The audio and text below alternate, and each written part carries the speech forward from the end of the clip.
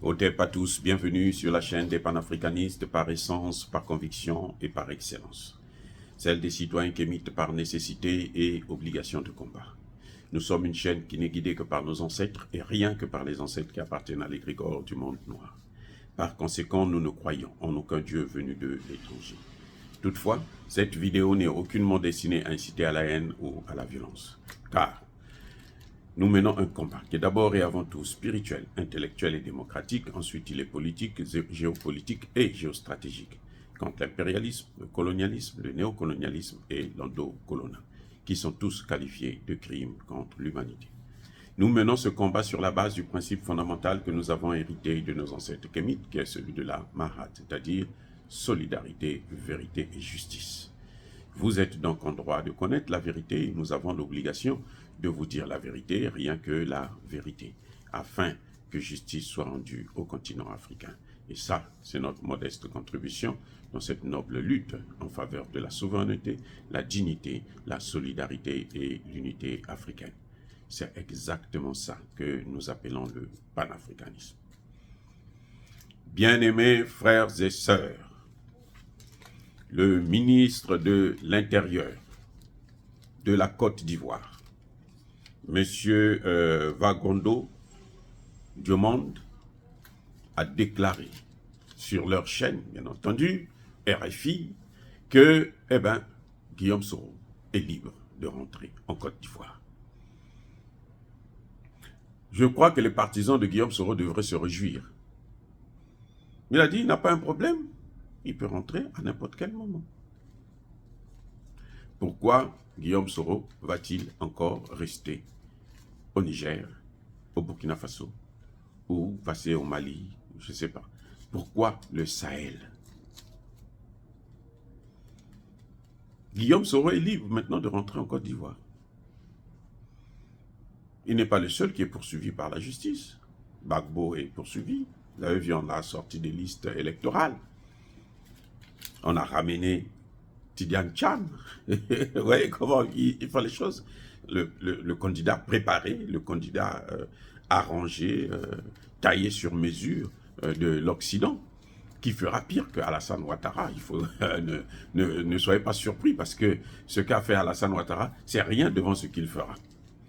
Puisque plus les années passent, plus les besoins des Occidentaux augmentent et la nécessité de contrôler l'Afrique se précise. Donc Guillaume Soro est prêt. Il devrait rentrer maintenant. Pourquoi il veut le conseiller de faire, comment dirais-je, une rébellion, d'organiser une autre rébellion à partir du Niger ou du Burkina Faso, ou même du Mali? Pourquoi? Que veulent les partisans de Guillaume Soro? Que veut Guillaume Soro lui-même? Si Guillaume Soro, c'est un homme pacifique, si Guillaume Soro veut la réconciliation, ben, il n'a qu'à se réconcilier d'abord avec son bourreau, son mentor, plutôt c'est lui qui est son élève. C'est lui qui a fait la guerre pour Alassane Ouattara, c'est lui qui l'a mis au pouvoir par une rébellion armée. Il a pris des armes. Guillaume Soro l'a déclaré lui-même, les vidéos sont là. Donc le problème n'est plus au niveau de la justice. Il faut qu'il puisse faire face à la justice. Il veut la réconciliation. Il ne va pas réconcilier la Côte d'Ivoire et puis le Niger ou le Burkina Faso. Ce n'est pas son travail. Ce n'est pas son rôle. Il est qui pour faire ça? Il peut contribuer à la réconciliation des Ivoiriens que lui-même, il a divisé à partir de cette guerre contre le gouvernement de Laurent Gbagbo. Maintenant, il doit faire face à ses responsabilités. Et de toutes les façons, si Guillaume Soro rentre, on ne fera rien. Parce que Guillaume Soro, aujourd'hui, il a un grand parapluie. Moi, je doute fort. Bon, c'est vrai, il aurait pu amasser des milliards. Très bien. Mais, là où il est passé par la France et autres, là, ils l'ont dépouillé. Les Français, moi j'ai confiance en eux, de ce côté-là. Quand vous venez là, vous n'êtes plus au pouvoir, vous venez avec votre argent, ils vont tout prendre avant de vous chasser maintenant. Quand ils ont tout pris, maintenant vous chassent. C'est peut-être pour ça qu'il est complètement amaigri. Donc, ce n'est plus la peine de faire du bruit, de créer des problèmes au Burkina, au Niger. Nous sommes là-bas dans la révolution. Nous n'avons plus des Occidentaux, nous voulons nous développer. Et on ne peut pas se développer avec ceux qui veulent vous maintenir dans le sous-développement. Ce n'est pas possible. Donc, qu'ils cessent de déranger le Niger, le Burkina ou le Mali. Qu'ils cessent de les déranger. Laissez-les se concentrer. Ils ont la guerre contre le terrorisme. Ils n'ont pas la guerre contre leur population. Parce que Guillaume Soro, il a fait la guerre contre la Côte d'Ivoire. Eux, ils font la guerre contre le terrorisme. C'est deux choses différentes. Hein. Guillaume Soro a fait la guerre contre la Côte d'Ivoire. Guillaume Soro s'est battu contre son propre pays. Il s'est battu contre son armée. Il a affronté l'armée de son pays. Et il a destitué un président démocratiquement élu. Voilà la différence. Par contre, que ce soit Assimi Goïta, que ce soit Ibrahim Traoré, que ce soit le général Tchani, eux, ils se battent contre les ennemis de l'État. Ils sont du bon côté de l'histoire. Et Guillaume Soro, il ne faut pas se leurrer. Ce n'est pas parce qu'il va au Niger, au Burkina, qu'il aura la même statut, le même statut, le même aura que Ibrahim Traoré ou Assimi Goïta ou quoi. Non. Lui, on sait que c'est un tueur de la population, des Ivoiriens. On le sait. Je pense que même les partisans de Guillaume Soro ne vont pas nier que Guillaume Soro était à la tête de la rébellion. S'il le dit, alors ce serait une malhonnêteté, mais alors intellectuelle, mais trop grave. Trop grave. Il y a une différence entre Guillaume Soro et Assimi Goïta et Ibrahim Traoré et le général Tchani. Eux, ils combattent l'ennemi. C'est l'étranger qui vient, qui vous met dans une situation qui sème la bouillabaisse dans votre pays. Et ça entraîne la désolation. Guillaume Soro, lui, il a attaqué l'État. Guillaume Soro, ça dit que c'est un terroriste. En d'autres termes, c'est un terroriste. Parce qu'il a pris des armes pour terroriser la Côte d'Ivoire. Tout un pays. Et il a réussi parce qu'il a fini par placer quelqu'un au pouvoir.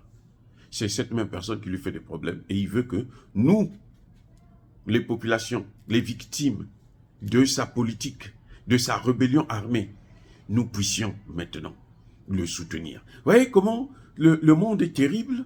Et c'est de l'audace. Il faut être de la France-Afrique. Il faut être des grands réseaux de la mafia américaine, de la CIA et autres, pour pouvoir se comporter comme ça. Parce que quand il va au Niger, il va au Burkina Faso, oui, on doit le recevoir parce que c'est un Africain. Ça, bon, on n'y peut rien. Mais il faut savoir qu'il est en train de salir l'image de ces pays. Il est en train de salir, il est en train d'apporter une tache de sang sur Ibrahim Traoré, sur le général Tchani. Et ça, c'est l'œuvre des Américains. Moi, je suis convaincu que ce sont les Américains. De toutes les façons, les Américains ne vont jamais vous dire qu'ils travaillent avec X, travaillent Y. Qui savait que Zelensky travaillait avec les Américains? Personne. Donc, quand on y faisait son cinéma, là, sa musique et autres, là, il se chantait nu, machin, les Américains étaient en train de l'utiliser. Ou c'est à ce moment qu'ils ont vu, ah, lui, il est assez populaire, maintenant on va l'utiliser. Lorsqu'ils ont créé les accords de Minsk, où on a baisé la gueule à Poutine, on lui a fait croire que non, bon, c'est la paix qu'on veut et tout machin, alors qu'il ne voulait pas la paix. François Hollande et Angela Merkel. Vous croyez que c'était à cause de qui? C'était la décision des Américains. Ils ne vous diront jamais que nous sommes là derrière, que nous soutenons Succès Masra. Ils ne vous le diront jamais. C'est à vous-même de comprendre par rapport à un certain nombre d'indices que nous vous donnons tous les jours ici. Aujourd'hui, Succès Masra ne parle plus de la démocratie, il parle de la réconciliation. Nous devrons nous mettre ensemble pour qu'on puisse gérer, on puisse piller, on puisse détruire, on puisse mettre le pays dans les mains des Occidentaux. Brader la nation et brader le continent. Parce que ce qu'ils sont en train de faire, lorsqu'ils s'installent dans un pays très fortement, ben c'est pour détruire le reste des pays aux alentours. Vous avez vu comment Alassane Ouattara était le va-t-en-guerre. Il savait que ça ne pouvait pas se faire. Il savait que, mais comme les Occidentaux voulaient ça, même les Américains, ils ne vous le disent pas, mais eux aussi voulaient ça. Si c'était arrivé, ils allaient le faire. En Libye, là, il a fallu que Issoufou sorte de ses réserves pour nous dire que non, mais c'est à Barack Obama, lors de leur conversation à Deauville. C'est lui qui est à la tête de ça. Mais celui qu'on voit, c'est qui? C'est Sarkozy. On ne voyait pas les Américains. Et on n'a plus besoin d'attendre qu'on est maintenant devant un fait accompli, on voit les conséquences pour comprendre comment il faut faire, qu'est-ce qui se passe, et puis bon, quels sont les moyens qu'on va mettre en œuvre pour faire arrêter ça. Nous devrons maintenant connaître leur façon d'opérer, et nous le voyons. Guillaume Soro n'est pas là pour arranger ni le Niger, ni le Burkina Faso. Il n'apporte rien. Le Niger serait mieux sans Guillaume Soro.